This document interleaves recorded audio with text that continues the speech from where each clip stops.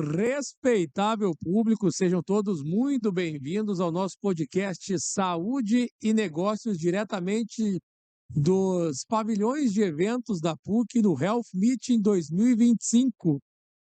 E hoje nós vamos falar sobre a Safety for Me. O que é a Safety for Me? Eu não sei, mas vamos descobrir hoje no nosso podcast com alguém que é formado, mestrado e doutorado pela PUC-RS, especialista em cirurgia digestiva e transplante de órgãos abdominais. Implantou o núcleo de segurança do paciente da PUC-RS, impulsionou o processo de transformação digital e interação com os ecossistemas de inovação, startups e empreendedorismo. Realizou o pós-graduado na Escola de Enfermagem de San Diego. O homem é internacional, hein? Com foco em segurança do paciente.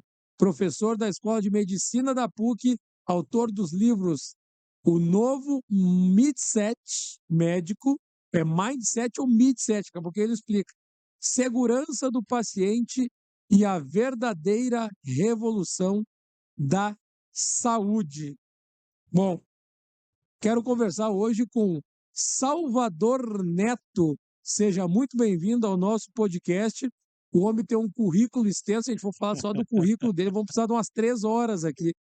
Mas já vamos começar dizendo quem é Salvador e o que o senhor faz da vida, além de dar entrevista para a gente aqui, doutor Salvador.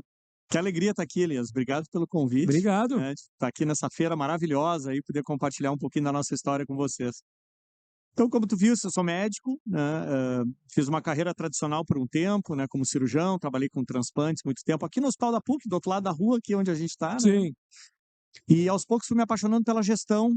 Eu entendi que através da gestão, a gente pode impactar até mais gente do que como um médico individual, tratando um paciente de cada vez, né? Comecei a me apaixonar pelo assunto. E comecei a trabalhar como gestor hospitalar e comecei a ver muitas oportunidades de melhoria. E uma delas foi, a partir de 2013, eu comecei a trabalhar com segurança do paciente. É incrível, 2013. né? 2013, Tá. porque o Formado em que ano? Só a gente Eu sou formado em 1996. 96. Tô meio velhinho já. Vou fazer 30 anos ano que vem de formado. Boa. O tempo passa, né? Que loucura. Mas eu me apaixonei por isso, pelo tema segurança do paciente, porque eu descobri, Elias, que infelizmente nos nossos hospitais, no atendimento em saúde, a gente pode causar muitas falhas, pode acontecer muitas falhas no tratamento das pessoas, e essas falhas vai provocar algum dano no paciente em última instância. Então, tu já deve ter ouvido falar de cirurgia que foi feita em paciente errado, ou então cirurgia que era para fazer do lado direito, tu faz do lado esquerdo, ou uma troca de um exame, ou uma infecção hospitalar, porque os protocolos de higienização das mãos não foram respeitados. Enfim, eu estou te dando aqui alguns exemplos básicos e mais famosos, vamos dizer assim, do que trata a segurança do paciente. A gente tenta, então, mitigar e evitar que essas coisas aconteçam para que todo mundo tenha um tratamento adequado, né, e isento de problemas, né? Problema, eu digo sempre, já chega a nossa doença. Quando nós procuramos um médico, um tratamento no hospital, a gente já tem um problema. A gente não precisa de mais problemas, né? E é natural que o profissional da saúde, ele não acorda de manhã para fazer mal para ninguém. Não acorda para errar. Exatamente, mas infelizmente, às vezes nós somos humanos, a gente pode falhar. Então, segurança do paciente é justamente isso. Como é que a gente estrutura os processos dentro de um hospital, dentro de um serviço de saúde, para evitar a falha humana? Né? Quais são as coisas que a gente pode fazer para estruturar de uma maneira que evite o erro? É isso que a gente faz, basicamente. E quando acontece, daqui a pouco a gente vai voltar aqui na pauta original, mas o gancho que o senhor me deu já me deu a oportunidade de perguntar. Quando acontece esse erro médico, às vezes não é nem negligência, é um erro que pode acontecer, porque lembrando a todos vocês que nos escutam, nos assistem, o médico ainda é um ser humano. É isso e o mesmo. ser humano ele é suscetível a falhas, a problemas. Quando acontece esse tipo de coisa, causa uma indignação muito grande no ser humano. E como que a gente pode... claro que o teu trabalho é esse, dessa prevenção, mas como ainda melhorar isso nos dias de hoje, com os avanços tecnológicos, com a profissionalização do ser humano, com a capacitação do ser humano. E outra coisa, tratando ainda o médico como ser humano. Exatamente. Como diminuir essa quantidade de erros. Eu vou me permitir esclarecer um conceito que tu tocasse agora, que eu acho que é bem importante. Quando acontece falha num hospital, em geral as pessoas dizem que é um erro médico. E às vezes, na verdade, na maioria das vezes, ela não é um erro médico. Ele é um erro do Isso é atendimento. um termo generalista, então. Ele é um termo que foi traduzido do inglês, é um falso cognato que a gente chama, né? O Tá. termo técnico é isso. Porque o americano chama, quando tem uma falha dentro de um hospital, ele chama de medical error. E nós traduzimos de uma maneira errônea para erro médico. Na verdade, é erro em assistência em saúde. Porque às vezes tu tem uma troca de medicação, ou uma queda, ou uma troca de exame do paciente, que é colocado como se fosse um erro médico, e na verdade não é um erro propriamente do médico, né? Isso não quer dizer que o médico não erre também, Sim. mas ele é um dos erros possíveis, ele está dentro disso. Então, por isso que a gente usa uma outra nomenclatura no Brasil que chama evento adverso ou falhas em saúde, tá? Mas foi muito importante tocar nesse assunto. Agora, quando se trata especificamente, Elias, do erro do médico, especificamente, existem coisas que a gente precisa fazer, né? A primeira delas é a transparência dos fatos, né? Então, assim, eu pessoalmente, inclusive eu descrevo isso nos meus livros, eu cometi alguns erros importantes na minha carreira, né? E eles estão lá expostos, eu não escondi isso de ninguém. E eu tive por base, além da minha formação de ser empático, que um paciente, ele até admite e te perdoa quando tu és honesto e transparente. Isso é relação médico-paciente. O que as pessoas não toleram é ser enganadas. O que as Sim. pessoas não toleram é mentira e tu tentar cobrir alguma coisa que está absolutamente inadequado, né? Então, a gente tem estruturas dentro dos hospitais hoje, que também não é uma coisa que tu vai ali, tu fala, não, tem toda uma preparação para isso. Tu tem que coletar os dados a respeito do caso, tu tem que entender qual foi o papel de cada um quando houve uma falha, houve um erro, tu entende? E tu tem que reportar isso para a família, a gente chama isso de disclosure, né? Que é o momento em que tu chama a família justamente para conversar a respeito de uma situação que foi inadequada. Isso não é do dia para a noite, Elias, que a gente consegue estruturar dentro dos hospitais, né? Tem muito medo de judicialização dos processos, né? Não é uma coisa simples de fazer. Mas hoje, cada vez mais, os hospitais já têm essa maturidade de entender que a gente aprende com as falhas justamente para que ela não aconteça de novo. E parte desse aprendizado é ser transparente com os pacientes, chamar eles para conversa e dizer, olha, aconteceu tal e tal situação, nós fizemos isso e isso para mitigar e estamos aqui lhe dando todo o suporte, né? Então, a gente vê isso. Recentemente, vocês devem ter acompanhado na mídia, por exemplo, teve uma criança que foi medicada com uma dose inadequada no Hospital de Clínicas de Porto Alegre. Deu uma grande repercussão nacional, essa criança teve uma grande complicação e o Hospital de Clínicas teve uma conduta excepcional em relação a isso. Primeiro que eles não acobertaram nada, eles chamaram a família, eles fizeram um disclosure, eles comentaram o que aconteceu, eles comentaram todas as medidas que eles estavam fazendo para corrigir a situação ou tentar minimizar os problemas que aconteceram. Eles fizeram, inclusive, nota oficial para a imprensa, fazendo o disclosure público. Claro. Tu entende? Então, isso é transparência e maturidade institucional. A gente precisa disso para aprender com os erros, senão tu bota o erro embaixo do tapete e é só uma questão de tempo, Elias. Vai acontecer de novo. Vai acontecer de A novo. gente precisa aprender com o que a gente errou para que isso não aconteça novamente. Eu quero lamentar já aqui o nosso podcast de que é só meia hora, né? O homem tem aqui no mínimo umas 8 horas de a gente conversar para falar para gente. Então eu já vou deixar convidado para participar do nosso podcast lá no nosso estúdio, lá na Zona Sul de Porto Alegre. Vamos fazer isso, com certeza. Mas falando desse disclosure, acho que é essa a palavra isso, certa. Tá correto. Eu trabalhei no resgate, fui bombeiro voluntário durante 13 anos. Olha que legal. Resgate veicular. Também atuei no incêndio e no APH, mas a minha especialidade era o resgate veicular. E, inclusive, tem tudo dentro do carro. Se um dia precisar de um acidente na rua, Gesiel está preparado para atender. Olha que legal.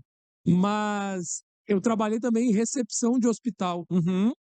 E eu cometi um erro uma vez. Olha aí, ó. Faleceu uma senhora por embolia pulmonar. E chegou uma parente dela, um parente, filho dela, eu não lembro, juro que não lembro o que foi. E ele perguntou onde é que tá a fulana. Eu olhei no sistema. Foi a moça que faleceu agora há pouco tempo. Tu imagina o recepcionista dizer isso. Meu Deus, que loucura. Cara, o cara desmontou da minha frente. começou a chorar, eu disse, cara, o que que eu vou fazer agora? E aí o médico o médico do plantão lá chegou, me chamou depois de canto, cara, nunca, 3 vezes ele sim. falou, nunca, nunca, nunca tu fala esse tipo de coisa na recepção. Claro, é isso aí. Manda passar no ambulatório, manda falar com o responsável, e o Perfeito, responsável vai mandar falar comigo. Que perfeito, se for óbito, quem vai falar para a família sou eu. perfeito. Então, esse tipo de coisa aconteceu comigo É e deve isso. ser isso, né? Deve ser um disclosure. Exatamente, é isso aí. Então tu tens várias, E tem maneira de falar também, né? exato, Não é é isso que a eu ia te fulana faleceu, a fulana exato, morreu, não é assim que funciona. existem técnicas que a gente usa para tentar acolher a pessoa, porque isso é um momento de dor, né, Elias? Então tu tem que realmente, ter a empatia da pessoa e tentar estar mais próxima dela, tentar acolher, né, é o que a gente tenta fazer. Tu que já teve tu não, né? Pode me Você, chamar de tu. o senhor. Não, Não, não, é pode que, me chamar de sabe por que tu, que eu por uso o tu? favor. Que o Jô Soares, que era Aham, entrevistador, ele dizia uma coisa, um dia ele entrevistou um presidente da República, daí era excelentíssimo. Na sim. outra semana era um frentista, aí era você. Aí na outra semana era o senhor. Ele universalizou tudo. Tu, eu acho ótimo, você, Você. perfeito, Então, aqui como estamos no Rio Grande do é Sul, tu, tu. eu tô Tu junto. que já teve uma carreira extensa como Uhum, médico, uhum. gestor de saúde e professor, o que que foi decisivo para que tu fundasse a Safety for Me e escolhesse focar na segurança do paciente Que legal. como experiência do usuário no cuidado da saúde? O que que aconteceu ao longo dessa minha caminhada, Elias? Eu descobri, como eu te comentei, o problema da segurança do paciente, ele é um problema enorme, né? O mundo inteiro hoje trabalha para mitigar isso, não é uma coisa do Brasil, de Porto Alegre, não, a gente trabalha isso, tem sociedades internacionais que trabalham, inclusive a própria Organização Mundial da Saúde tem um plano de segurança do paciente estruturado para orientar as instituições de saúde a desenvolver isso. E eu vim trabalhando com isso por muito tempo. E aí eu me dei conta que havia uma oportunidade que nós não estávamos explorando, que é a gente trabalhar diretamente com o paciente. Olha que interessante. Se todos os profissionais de saúde falharem num determinado tratamento, o enfermeiro, o médico, o fisioterapeuta, se todo mundo falhar ao longo da cadeia de entrega, qual é a última chance que a gente tem de evitar uma falha? Última chance que a gente tem de Qual é evitar a uma última barreira possível de evitar a falha? boa pergunta que eu não É o sei. próprio paciente. É o próprio paciente que pode dizer, tu está fazendo um tratamento no hospital, Aham. certo? Vem um enfermeiro, por exemplo, te entregar uma medicação. Tu não sabe o que é a medicação, mas tu pode perguntar. Que medicação é essa que eu estou tomando? Ah, essa medicação é o omeprazol. Não, mas só um pouquinho. O meu médico não me deu o omeprazol. Por que eu vou tomar o omeprazol agora? Vou te dar um outro exemplo. A gente sabe que a infecção hospitalar ela é transmitida através das mãos dos profissionais, que a gente deve lavar as mãos antes de tocar no paciente. Se tu és um paciente e tu quer evitar infecção em ti mesmo, o que tu pode fazer? Solicitar aos profissionais que entram no quarto para te examinar que tu quer ver ele lavar a mão antes dele tocar em ti. Então, qual foi a janela de oportunidade que a Safety for Me descobriu? Ensinar os pacientes e os seus familiares, claro, né, os seus cuidadores, o que eles podem fazer para se proteger dessas falhas em saúde. Teve uma época que eu fazia o seguinte, Elias, bem interessante esse case. Eu imprimia a prescrição do meu paciente, os medicamentos, e eu fazia uma cópia a mais. Eu entregava na mão do meu paciente. E aí eu dizia Transparência mais uma vez. eu dizia para o paciente o seguinte: está aqui a lista dos seus medicamentos e o horário que o senhor vai tomar.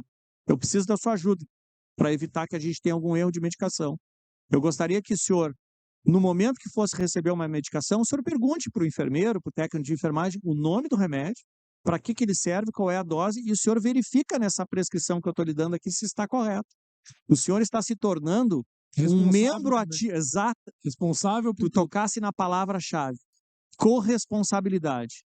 Né? O paciente ele é responsável pelo seu próprio tratamento. Não é tu ficar deitado lá esperando que as coisas aconteçam. Tu tens realmente que participar do teu próprio cuidado. Claro, é a tua vida. E é exatamente isso que a Safety for Me faz. A Safety for Me trabalha com os pacientes especificamente, ensinando para eles o que eles podem fazer para evitar as falhas.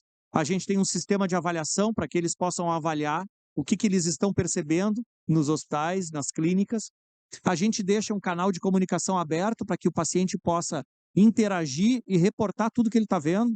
Olha, eu estou vendo isso, eu estou vendo aquilo. Aconteceu de um profissional vir aqui me dar um medicamento errado. Aconteceu que vieram aqui me buscar para fazer um exame que não era para mim. E pode ser o acompanhante. O acompanhante, o cuidador, o familiar. A pessoa às vezes não Exato. está em condição de fazer esse Perfeito. acompanhamento, mas se tu é meu acompanhante, Com tu pode certeza. fazer para mim esse tipo de situação. Perfeito. É para isso mesmo. Quando a gente desenvolve uma ferramenta dessa, ela é para o paciente, para o seu familiar, para o seu acompanhante, para o seu cuidador. Boa. É para as pessoas que estão recebendo o tratamento de uma maneira em geral, né, poderem se proteger. Então, esse é o samba da Safety for Me, né? O que a Safety for Me faz? Ela engaja os pacientes e seus familiares no seu próprio cuidado para a gente evitar essas falhas em saúde. E onde que já está implementado? E como que eu faço para implementar no meu hospital, digamos que eu tivesse um? Nós já estamos implementados em 19 hospitais no Brasil, tá? A gente está muito feliz. Claro que a gente começa aqui, né? Eu sou aqui da PUC original, então Sim. a nossa maior rede aqui em Porto Alegre, nós estamos aqui na Santa Casa, nós estamos aqui no Hospital da PUC, nós estamos no Ernesto Dornelles, nós estamos no Hospital Divina, nós estamos no Hospital Espírita, nós estamos no Instituto de Cardiologia, estamos expandindo. Para o interior, a gente está na Unimed Pelotas, a gente está em Caxias, na Unimed Serra, a gente está em Erechim, a gente está na Beneficência Portuguesa de Pelotas, mais para cima nós Gauchada já está totalmente conectada. E agora nós estamos expandindo, né? Nós estamos chegando em São Boa. Paulo, tem a Santa Casa de São José dos Campos, tem o Amaral Carvalho. E se alguém quiser trabalhar com a gente, basta ligar para o Dr. Salvador e para o nosso time comercial, através do nosso site ou das redes sociais, que é um privilégio para nós poder ajudar as instituições a tentar evitar esses erros em saúde. Que impacto concreto tu espera gerar tanto nas instituições quanto nos pacientes com implementação de sistemas como o Safety for Me? Nós temos um sonho. Quem trabalha com segurança do paciente, a gente tem um sonho, Elias, que é o seguinte. Teve uma época na aviação que tinha um monte de acidente aéreo e eles redesenharam toda a indústria da aviação para ser o que a gente tem hoje, uma indústria extremamente segura, né? Hoje a gente não tem medo de andar de avião. Por quê? Porque eles são uma indústria montada dentro de protocolos de segurança. E na saúde, a gente tem esse sonho dourado, né? A gente quer chegar no que a gente chama de zero dano evitável. O que é o zero dano evitável? É todas essas questões que tu pode prevenir não acontecer. Por exemplo, não ter uma infecção hospitalar porque ninguém lavou a mão. A gente quer que 100% das pessoas lavem a mão. A gente não quer que uma pessoa tome um medicamento errado. Então, como é que a gente vai poder chegar nesse ponto? A tecnologia vai ser fundamental para isso. Isso é um movimento sem volta. A gente tem várias soluções hoje no mercado, a Safety for Me é uma delas, mas tu tem N soluções, inclusive agora, com o advento da inteligência artificial, tem muita coisa acontecendo justamente para prevenir que as falhas aconteçam. Então, eu acredito, Elias, que em muito pouco tempo, aí no universo de 5, 7, 10 anos, isso para a saúde é nada, né? É muito pouco tempo, a gente vai ter um ambiente muito mais seguro nos hospitais, e não é por causa da tecnologia, né? Vai ser por causa dos profissionais que vão estar usando a tecnologia como uma ferramenta de apoio. Eu vi esse tempo no podcast chamado O Conselho, do Flávio Augusto, aquele da WhatsApp. Tinha um rapaz lá não lembro qual empresa que ele era, que ele disse que tem gente que acha que a tecnologia veio para roubar o emprego. Não, ela veio para te roubar teu trabalho. Exatamente. Tu vai trabalhar menos e entregar mais. Porque tu vai aprender a utilizar a tecnologia a teu favor e a favor dos outros. É isso mesmo. Eu quero te parabenizar pela situação que tu criou aí, por esse teu pensamento mais humanitário. Obrigado. De ver que tem essa situação que acontecia dentro dos hospitais. Tu formado lá em 1996, a gente nem soube por que tu te formou médico, mas eu quero deixar essa pergunta para o nosso próximo podcast, que tu vai participar com a gente lá, e te agradecer pela tua disponibilidade também aqui para conversar com a gente, e obrigado por tanto conhecimento que tu deixou para a gente. Eu quero deixar aqui um brindezinho do Grupo Cristal para ti. Tá joia. E já que tu deu esse grande presente de facilitar a vida dos pacientes, eu quero te deixar um presente que eu tenho certeza que tu não ganhou na tua vida, a não ser que tu tenha conhecido um árbitro de futebol. Espera aí. Eu quero deixar para ti um parzinho oficial de cartões de arbitragem. Olha só! Se alguém lá na tua empresa te encheu os Pacovac, que nem diz o meu pai, Que tu mete legal. amarelo neles, se precisar, bota vermelho neles também. Muito bom, adorei. Muito bom, obrigado, Esse é querido. o meu presente para ti. E para a gente finalizar, vamos ter mais de 20 mil pessoas aqui no Health Meet Brasil, 2025. E se tu pudesse deixar uma mensagem especial para cada um deles, de hoje para a vida, qual seria a mensagem para cada um dos nossos participantes, mais de 20 mil na edição 2025? O que eu vou te dizer como mensagem é o seguinte: nós estamos num período, Elias, de grande transformação na saúde. A saúde ela sempre foi muito paternalista no sentido de que o tratamento ele era oferecido pelo médico, pelo enfermeiro, e o paciente, ele praticamente, ele já dizia o nome, ele era paciente, ele era passivo neste momento. Nós estamos numa transição onde cada vez mais o paciente ele é um membro ativo, né?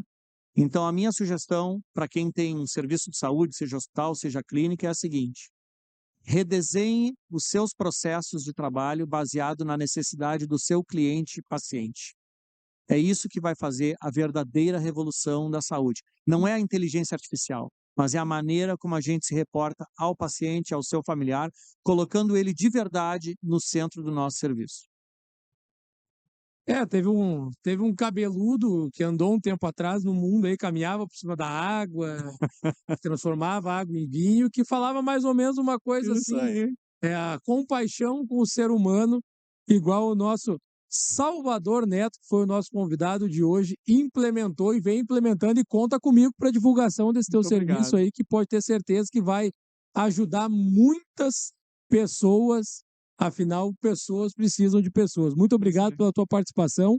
Seja sempre muito bem-vindo ao nosso podcast Saúde e Negócios, o programa onde a informação é o melhor remédio. E esse foi mais uma edição do nosso programa. Sigam a gente nos nossos meios de comunicação, lá no YouTube, no Instagram. Compartilhe o vídeo, deixe seu gostei e até a próxima. Um grande abraço. Valeu!